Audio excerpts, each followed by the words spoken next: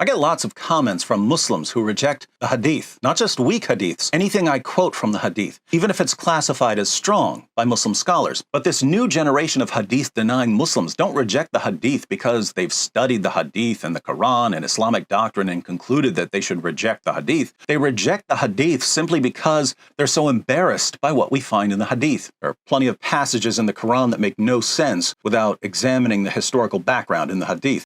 We don't even know how the Quran was put together without going to outside sources. But my response draws attention to a problem for the new generation of Quran-only Muslims. The older generation of Quran-only Muslims adopted a particular theological position, and they accepted the consequences of denying the Hadith. The new generation of Quran-only Muslims say that they reject the Hadith, even though their beliefs and practices come from the Hadith. In other words, they pray 5 times per day without realizing that this comes from the Hadith. They recite the Shahada without realizing that this comes from the Hadith. Informed Quran-only Muslims, people like Hamza Abdul Malik, don't pray 5 times per day. They don't recite the Shahada. I asked Hamza if he recites the Shahada. He said, nah, it's shirk.